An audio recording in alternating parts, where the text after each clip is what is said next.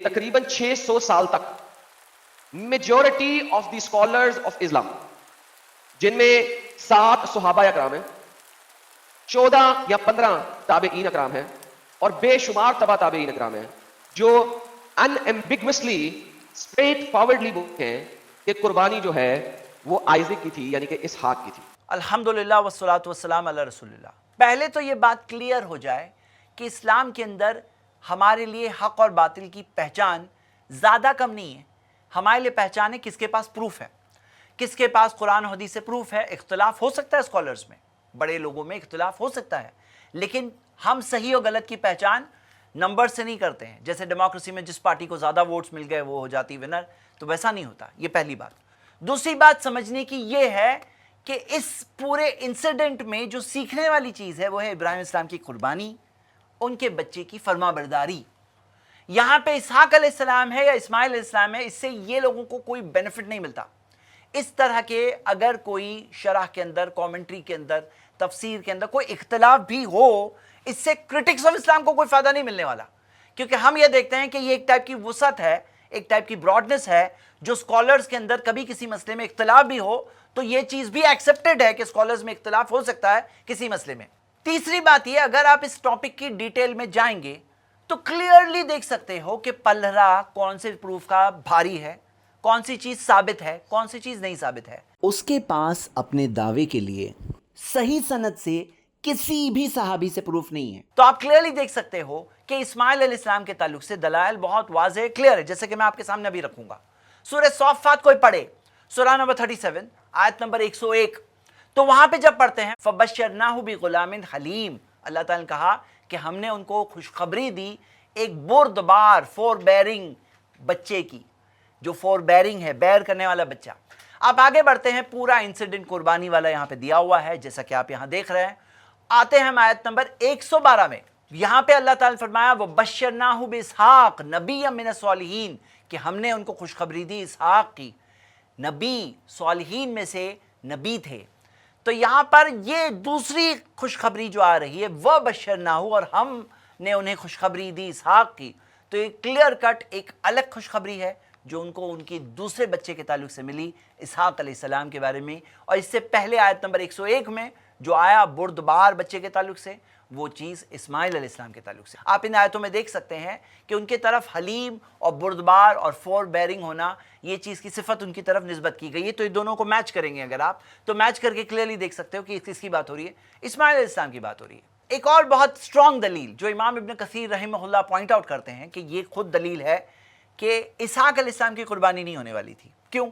سورہ ہود پڑھیے، سورہ 11 آیت نمبر 71، فَبَشَّرْنَاهَا بِإِسْحَاقَ، کہ ہم نے انہیں خوشخبری دی اسحاق کی، وَمِن وَرَاءِ اسحاق یعقوب، اور اسحاق کے بعد یعقوب، یعنی کہ ابراہیم اسلام کی وائف سارہ علیہ السلام کو جو خوشخبری دی گئی اسحاق کی، تو اسحاق کی خوشخبری کے ساتھ ایک اور خوشخبری دی گئی یعقوب کی۔ یعقوب کون؟ علیہ السلام، اسحاق علیہ السلام کے بیٹے، یعنی کہ ان کو لائف ٹائم میں ہی ایک اور خوشخبری ملنے والی ہے اسحاق کے بعد ان کے بچے یعقوب کی۔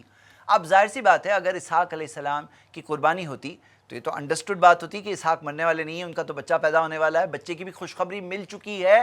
تو اس سے کیا پتہ چلتا ہے، یہ ایک اور دلیل ہے کہ یہاں پہ اسحاق علیہ السلام کی قربانی کا حکم نہیں تھا، کیونکہ ابراہیم اسلام پورے سیریسنس کے ساتھ، پورے کمٹمنٹ کے ساتھ، پوری طور پر تیار ہو کر جو آگے بڑھے، تو وہ کس کے لیے؟ اسماعیل علیہ السلام کے تعلق سے۔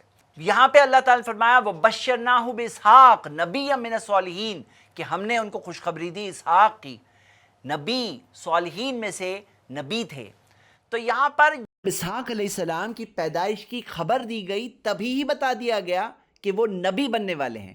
ایسے کیسے ممکن ہے کہ جن کی خوشخبری مل چکی ہے کہ وہ نبی بننے والے ہیں، انہی کو ذبح کرنے کا اللہ حکم دے دے؟ ایک اور دلیل ابو داؤد کی صحیح حدیث میں آتا ہے، جہاں پہ آتا ہے کہ اللہ کے رسول صلی اللہ علیہ وسلم نے دمبے کے سینگ جو کعبے کے اندر تھے انہیں ڈھانپنے یعنی کور کرنے کہا۔ اور یہ سینگ کون سے سینگ تھے؟ آپ اون المعبود جو ابو داؤد کی کامنٹری ہے اس کے اندر یہ چیز دیکھ سکتے ہیں کہ یہ جو سینگ تھے یہ اسماعیل علیہ السلام کے لیے جو قربانی کے طور پر جو دمبا بھیجا گیا تھا اس کے سینگ تھے، جیسے کہ ہمیں یہاں پہ مل رہا ہے۔ مسند احمد کی اس حدیث میں آتا ہے کہ جب ابراہیم علیہ السلام نے اسماعیل علیہ السلام کو اپنے پیشانی کے بل جب لٹایا तो तब वाला इस्माइल कमीसुन अबियद, इस्माइल इस्लाम सफेद कमीज पहने हुए थे, जैसे कि हदीस में आता है, उनका नाम आता है यहाँ पर इस्माइल। यहाँ पे जो लोग इस टॉपिक को इशू बना करके ये बताना चाहते हैं कि मोहम्मद सल्लल्लाहु अलैहि वसल्लम जो बनु इस्माइल में से है, जो अरबों में से है, इस्माइल अलैहिस्सलाम की औलाद में से है, तो इसलिए उन्हें ईमान नहीं लाना है कि वो कहते हैं कि वो इस्माइल की औलाद हैं और इस्माइल अलैहिस्सलाम के ताल्लुक से ख़ास फजीलत, ये ख़ास मकाम, ये ख़ास स्टेटस कि उनकी कुर्बानी दी जाने वाली थी। अल्लाह ने उनको जैसे चुना था इस चीज़ के लिए, इस इम्तिहान के लिए, इब्राहिम अलैहिस्सलाम के साथ उनको भी चुना था और दोनों के दोनों पास हो गए। तो ये एक टाइप की स्टोरी है, एक फजीलत है जो इस वाक़े में हमें मिलती है। तो लोग इस चीज़ को ये क्रेडिट नहीं देना चाहते। हम उन्हें कहते हैं कि क्यों तासुब कर रहे हैं, क्यों वो लोग प्रेजुडिस से काम ले रहे हैं। कि यहाँ पे समझने वाली बात यह है कि मोहम्मद सल्लल्लाहु अलैहि वसल्लम जो अल्लाह के सच्चे रसूल हैं, बहुत सारे प्रूफ्स और वाज़ेह दलीलों के साथ आए हैं। अगर इस चीज़ के बारे में अगर आप क्रिश्चियन बाइबल में देखो तो यहाँ पे मैं आपके सामने एक बात रखना चाहता हूँ। आप देखिए जेनेसिस के अंदर, जो फर्स्ट बुक है बाइबल की, चैप्टर 22 वर्स 2 के अंदर आता है, then God said take your son, your only son whom you love, Isaac, and go to the region of Moriah। तो यहाँ पे गॉड ने अब्राहम को जो कहा, take your son, your only son, अपने अकेले बेटे को लेकर जाओ, ओनली सन, अपना तुम्हारा जो ओनली सन है। और हकीकत में उस टाइम पे इस्माइल इस्लाम ओनली सन थे, और ओनली सन होता है तो इम्तिहान भी बहुत बड़ा हो जाता है ना, कि आपका एक ही बच्चा है, उसकी कुर्बानी मांगी जा रही है। ऐसा नहीं कि दो है, दो में से एक की कुर्बानी मांगी जा रही है, एक ही है, उसकी कुर्बानी मांगी जाए, तो बहुत ही मुश्किल इम्तिहान होता है।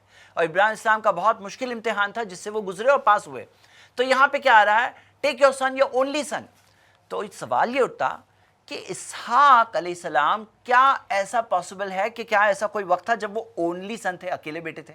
क्या ऐसा कोई वक्त था? क्योंकि बाइबल के ही मुताबिक जेनेसिस चैप्टर 16 वर्स 16 में आता है कि अब्राहम की 86 ईयर्स की उम्र थी जब इस्माइल बॉर्न हुए, और 100 ईयर्स की उम्र थी जब इसहाक बॉर्न हुए। यानी कि कोई ऐसा वक्त था ही नहीं जब इसहाक ओनली सन थे। तो ये तो एक तरह का कॉन्ट्रडिक्शन है बाइबल के अंदर।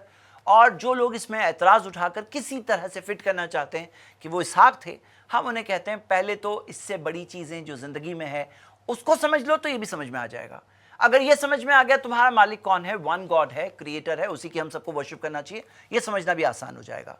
और कौम को या नस्ल को या कबीले को इस चीज़ का जजमेंट मत बनाओ कि ये पैगंबर अरबों में से आए हैं इसलिए मैं ईमान नहीं लाऊंगा, ये बनी इसराइल में से होते तो मैं ईमान लाता। ऐसे मत सोचो, ऐसे मत सोचो।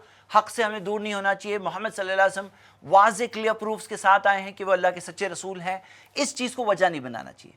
और जो लोग इससे वजह बनाते हैं, तो अगर देखेंगे तो उनकी खुद की बाइबल में ही एक इंडिकेशन मिल रहा है, एक इशारा मिल रहा है कि कुछ तो यहाँ पर इस मसले में कोई तो मिस्टेक है, कोई तो कॉन्ट्रडिक्शन है।